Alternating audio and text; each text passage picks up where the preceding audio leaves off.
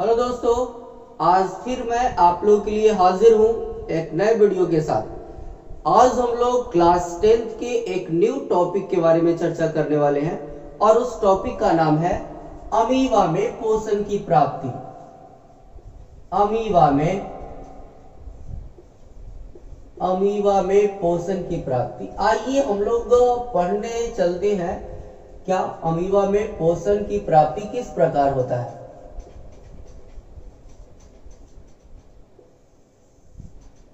और देखिए, अमीबा में पोषण की प्राप्ति जो है, पढ़ने से पहले हम लोग जो है अमीबा के बारे में जान लेते हैं कि अमीबा का आकार कैसा होता है और वह कितनी कोशिकाओं से बना होता है। इन सारी चीजों के बारे में हम लोग पहले जान लेते हैं। तो देखिएगा, अमीबा एक कोशिकीय जीव है। इस प्रकार से एक कोशिकीय जीव होता है और अमीबा के बीच में एक केंद्रक होता है। ये जो है अमीबा का केंद्रक हो गया और इसके अंदर जो है एक द्रव उपस्थित होता है जिसको हम लोग कोशिका द्रव कहते हैं। तो ये जो आपको द्रव दिखाई पड़ रहा है, ये कोशिका द्रव है।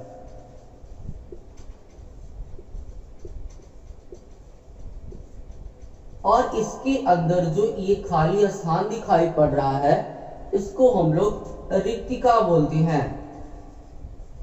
इसको हम लोग रिक्तिका या इसे रसधानी भी कहते हैं। और इसके चारों ओर एक पतली झिल्ली पाई जाती है, इसको हम लोग कोशिका झिल्ली कह देते हैं। कोशिका झिल्ली।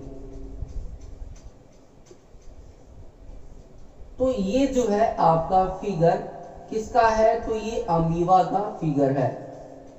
ये अमीबा है और याद रखिएगा, अमीबा एक कोशिकीय एवं जलीय प्राणी होता है। यानी कि अमीबा रहता कहाँ है?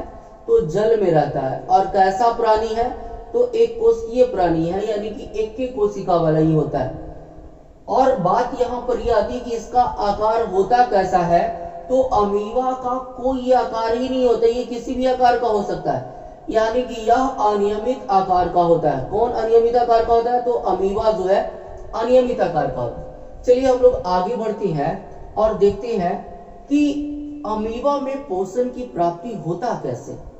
तो याद रखिएगा, मान लिया जाए कि अमीबा के आसपास कोई खाद्य पदार्थ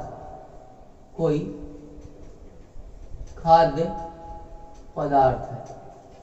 खाद्य पदार्थ को हम लोग भोज्य पदार्थ भी कह सकते हैं। जब अमीबा के आसपास कोई खाद्य पदार्थ होता है तो अमीबा अपने चारों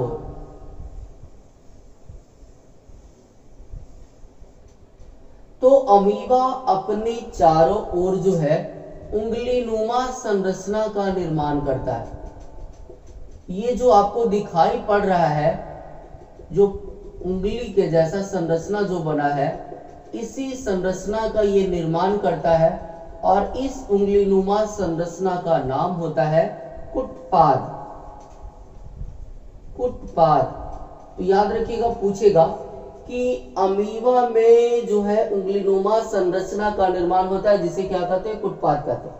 और इसी कुटपाद की सहायता से अमीबा खाद्य पदार्थ को या भोज्य पदार्थ को अपने शरीर के अंदर रिक्तिका में लेकर चला जाता है। यानी कि यहाँ पे भोजन का अंतग्रहण हो रहा है, यानी कि भोजन को अपने शरीर के अंदर ले जा रहा है। और भोजन को शरीर के अंदर ले जाना क्या कहलाता है? अंतःग्रहण या अंतर्ग्रहण कहलाता है। तो ये चीजें याद रखिएगा, यानी कि यहाँ पे भोजन का अंतःग्रहण हो रहा है। और किसके द्वारा हो रहा है? तो कुटपाद के द्वारा हो रहा है। और जब भोजन का अंतग्रहण होगा तो अमीबा जो है भोजन को अपने शरीर के अंदर रिक्तिका में लेकर चला जाता है। यानी कि ये रिक्तिका है और इसके अंदर भोज्य पदार्थ चला गया।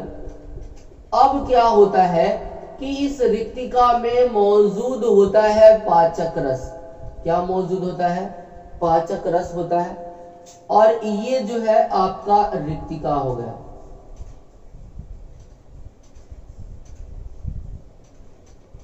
और ये जो है खाद्य पदार्थ हो गया।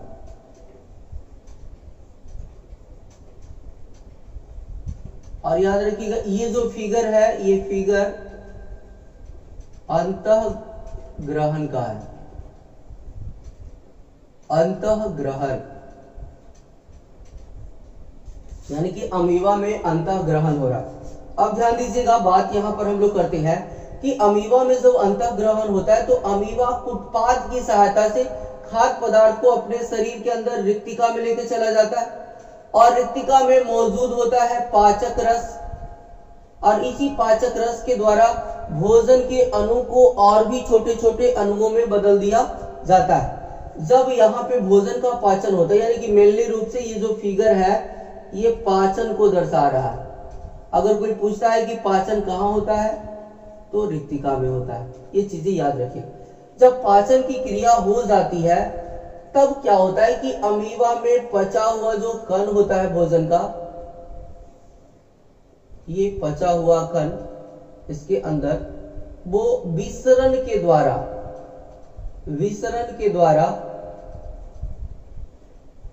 अमीबा के पूरे शरीर में फैलने लगता है इस प्रकार से।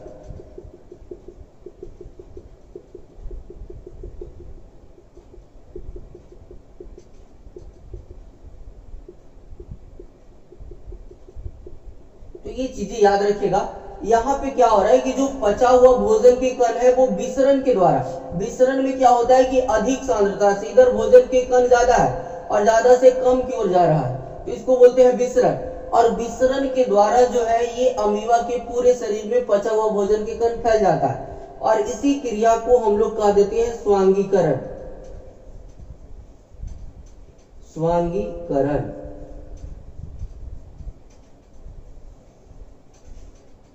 अब बताया जाता है कि जब स्वांगीकरण की क्रिया हो जाती है तब अब हम लोग आगे बढ़ते हैं।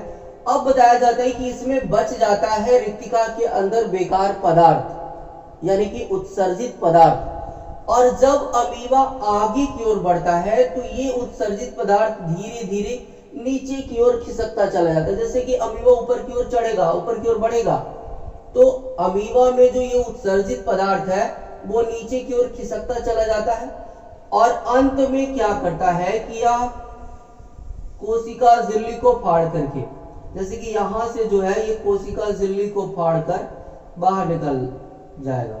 और ये है क्या? उत्सर्जित पदार्थ। और ये फिगर जो है आपका हो गया बहिष्करण का।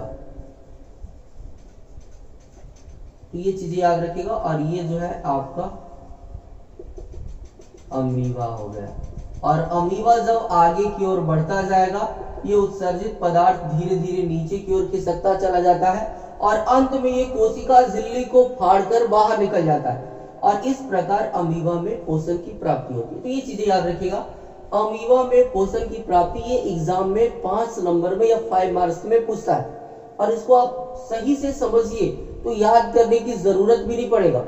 सबसे पहले हम लोग यही बोलेंगे कि अमीबा एक कोशिकीय एवं जलीय प्राणी है, यानी कि एक कोशिका का बना होता है और ये जल में रहता है। रहता कहाँ है? और अगर इसका आकार पूछता है तो हम लोग बोलेंगे कि यह जो है अनियमित आकार का होता है, यानी कि इसका कोई आकार नहीं होता है, हमेशा इसका आकार चेंज होते रहता है। जैसे कि देखिएगा, इसके बाद ये फिगर बनाना है, लिखने के बाद जो पहले है बता रहे हैं उसको पहले लिख लेना है और उसके बाद सारा figure, first number, second number, third number, 4 number, 5 number, यानी कि 5 फिगर आपको बनाना पड़ेगा, 5 फिगर बनाना है। अब बताया जाता है कि जब अमीबा के आसपास कोई खाद्य पदार्थ होता है तो अमीबा जो है अपने चारों ओर उंगलीनुमा संरचना का निर्माण कर देता है और इसी उंगलीनुमा संरचना को फुटपाथ कह दे रहे हैं। और यह फुटपाथ की सहायता से ही खाद्य पदार्थ को जो है अमीबा अपने शरीर के अंदर लेके चला जाता है। लेकिन लेके जाता कहाँ है?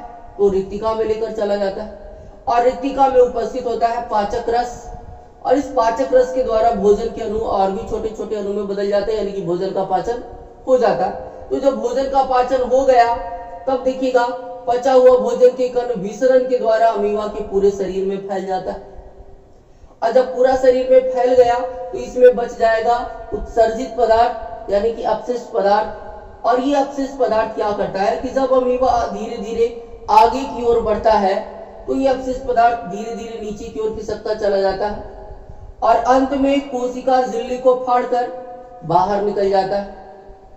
तो इस प्रकार से अमीबा में पोषण की प्राप्ति होती है। तो ये चीजें आपको याद रखना होगा और ये फिगर जो है आपको अच्छे तरीके से कॉपी में बना लेना है और ये पूछ चुका है एग्जाम में। अब जो है बात यहाँ पर ये आती है कि आप लोग जो है इसको स्क्रीनशॉट लेकर के आप आसानी से कॉपी में छाप सकते हैं। अब जो है हम लोग बात करते हैं अमीबा के बारे में, कुछ ऑब्जेक्टिव के बारे में। क्या पूछा जा सकता है ऑब्जेक्टिव अमीबा से रिलेटेड? तो ध्यान दीजिएगा, बात यहां पर ये आती है कि अमीबा जो है इसका आकार पूछेगा। अमीबा का अगर आकार पूछता है तो हम लोग बोलेंगे अमीबा का आकार जो है अनियमित होता है, अनियमित होता है। और पूछेगा कि एक कोशिकीय जीव है कि बहुकोशिकीय जीव, तो एक कोशिकीय जीव होता है। अगर पूछेगा कि अमीबा में भोजन का पाचन कहां होता है, पाचन कहां होता है, तो रिक्तिका में। अमीबा में भोजन का पाचन रिक्तिका या रसधानी। तो ये चीजें याद रखिएगा, अमीबा में भोजन का पाचन कहां हो रहा है। पूछेगा अमीबा में अंतः ग्रहण किसके द्वारा होता है, तो याद रखिएगा कुटपाद के द्वारा होता है। पूछेगा कि अमीबा में गति किसके द्वारा होता है, तो याद रखिएगा अमीबा में गति कुटपाद के द्वारा ही होता है।